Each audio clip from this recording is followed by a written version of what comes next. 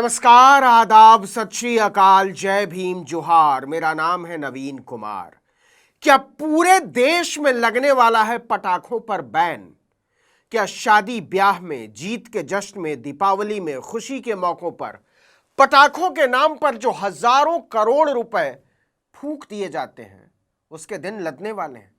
फिर क्या होगा उन सनातनियों का जो पटाखे के प्रदूषण में अपने बच्चों और बुजुर्गों का दम घोंट देना अपना धार्मिक अधिकार और कर्तव्य दोनों समझते हैं? ये सारे सवाल उठे हैं दिवाली से ऐन पहले सुप्रीम कोर्ट की बड़ी टिप्पणी से कि अगर पटाखों पर बैन करने की बात हो ही रही है तो फिर केवल दिल्ली में ही क्यों? क्या किसी कानून या पाबंदी की वजह सिर्फ यह हो सकता है कि उस शहर में देश के सबसे ताकतवर लोग रहते हैं? देखिए, दिवाली करीब आते ही पटाखों पर चर्चा शुरू हो गई है। सुप्रीम कोर्ट में भी पटाखों से जुड़ी एक याचिका पर सुनवाई हुई। खुद चीफ जस्टिस BR गवई की बेंच इसे सुन रही है। सुनवाई के दौरान उन्होंने कहा कि पटाखों पर बैन लगाना है तो पूरे देश में प्रतिबंध लगना चाहिए। साफ हवा का अधिकार केवल दिल्ली NCR तक सीमित नहीं रह सकता।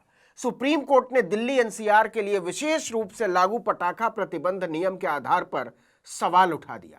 आपको बता दें कि पटाखा बनाने वाली कंपनियां और उनमें काम करने वाले कामगारों ने दिल्ली NCR में पटाखों की बिक्री और निर्माण पर 1 साल के प्रतिबंध का विरोध किया है। उन्होंने दलील दी है कि हजारों परिवारों की रोजी रोटी इस उद्योग पर निर्भर है और अगर इस पर बैन लग गया तो वो सड़क पर आ जाएंगे। चीफ जस्टिस ने कहा कि पिछली सर्दियों में वो अमृतसर गए थे, पंजाब, और उन्हें बताया गया वहां कि उस शहर का प्रदूषण यानी अमृतसर का प्रदूषण दिल्ली से भी बदतर है। सिर्फ इसलिए कि दिल्ली राजधानी है और सुप्रीम कोर्ट यहां स्थित है कि अन्य शहरों के नागरिकों को प्रदूषण मुक्त हवा नहीं मिलनी चाहिए। अगर दिल्ली NCR के शहरों को साफ हवा का हक है तो दूसरे शहरों के लोगों को क्यों नहीं? प्रदूषण नियंत्रण को लेकर chief justice of India BR Gavai और जस्टिस K विनोद चंद्रन की बेंच ने सुनवाई करते हुए कहा कि अगर पटाखों पर प्रतिबंध लगाना ही है तो पूरे देश में बैन करना चाहिए।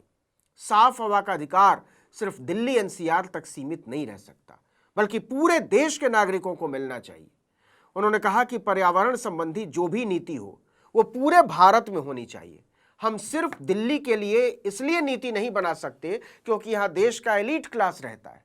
दरअसल सुप्रीम कोर्ट के 3 अप्रैल 2025 के उस आदेश को चुनौती दी गई है जिसमें दिल्ली NCR में पटाखों की बिक्री, स्टोरेज, परिवहन और निर्माण पर पूर्ण प्रतिबंध लगा दिया गया था। याचिका में इस आदेश को संशोधित करने की मांग की गई है। न्याय मित्र सीनियर एडवोकेट अपराजिता सिंह ने कहा कि कुलीन वर्ग यानी एलीट क्लास अपना ध्यान रखता है, प्रदूषण होने पर वो दिल्ली से बाहर चले जाते हैं। बेंच ने केंद्र की ओर से पेश अतिरिक्त सॉलिसिटर जनरल ऐश्वर्या भाटी से कहा कि वे प्रदूषण के मामले में commission of air quality management यानी CAQM से विस्तृत रिपोर्ट लें। पटाखा बनाने वाली कंपनियों के वकील ने सुझाव दिया कि नीरी ये बताए कि पटाखों में कौन कौन से केमिकल कितनी मात्रा में इस्तेमाल किए जा सकते हैं ताकि कंपनियां उन्हें अपने पटाखों में शामिल कर सकें। कुछ अन्य पक्षों की तरफ से पेश वकील K परमेश्वर ने चिंता जताई कि पटाखों पर बैन के साथ साथ अधिकारियों ने उनके मौजूदा लाइसेंस भी रद्द करना शुरू कर दिया है। बेंच ने कहा कि फिलहाल पटाखों के लाइसेंस रद्द करने के मामले में स्थिति जैसी है वैसी ही बनी रहेगी। इससे पहले दिल्ली NCR में पटाखा बैन मामले पर अप्रैल में सुनवाई करते हुए सुप्रीम कोर्ट ने इसे बेहद जरूरी बताया था।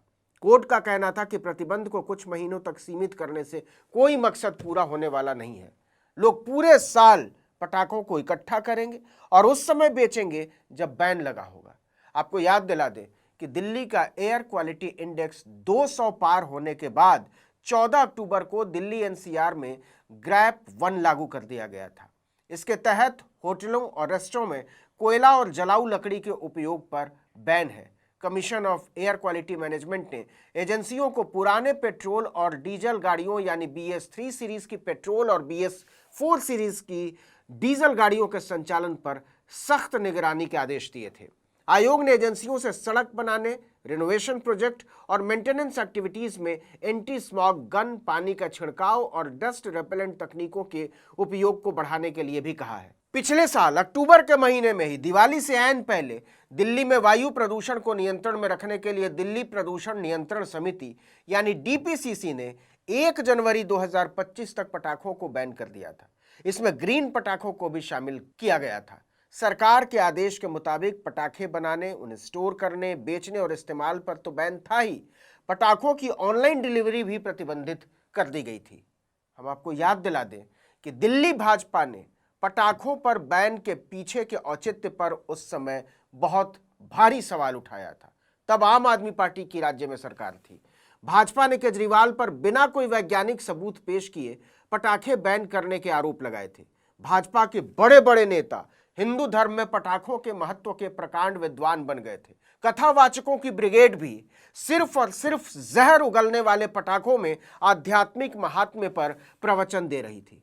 अब देखते हैं कि सुप्रीम कोर्ट की ताजी टिप्पणियों के बाद सनातनी मुख्यमंत्री रेखा गुप्ता की सरकार क्या कदम उठाती है, क्योंकि अगली सुनवाई की तारीख 22 सितंबर रखी गई है और इसके 28 दिन बाद दीपावली है।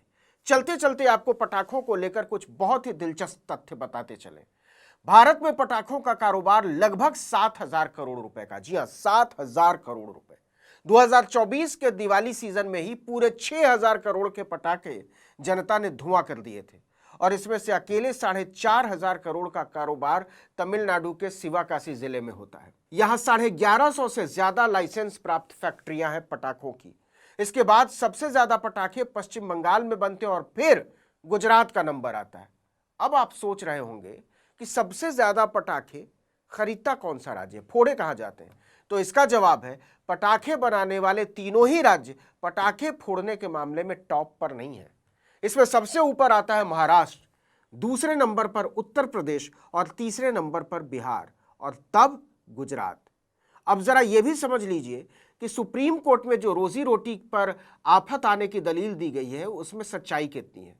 तो पूरे देश में पटाखा उद्योग में एक अनुमान के मुताबिक लगभग 8 लाख लोगों को रोजगार मिला हुआ है, जिसमें सीधे 3 से 4 लाख लोग पटाखा फैक्ट्रियों में लगे हुए हैं और लगभग इतने ही बल्कि इससे कुछ ज्यादा इससे जुड़े हुए क्षेत्रों जैसे कच्चे माल की आपूर्ति, ढुलाई और बिक्री जैसे कामों में लगे हुए हैं।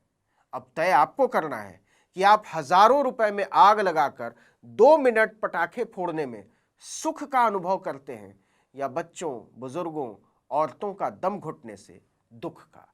इस वीडियो में इतना ही, लेकिन अगर आपने आर्टिकल 19 इंडिया को अब तक सब्सक्राइब नहीं किया तो फौरन कर दीजिए। बेल आइकॉन दबाइए, घंटी जैसी आकृति लाइक कीजिए और कमेंट करके बताइए हमारा वीडियो आपको कैसा लगा। हमारा ट्विटर हैंडल है आर्टिकल 19_इंडिया और मेरा ट्विटर हैंडल है नवीन जर्नलिस्ट।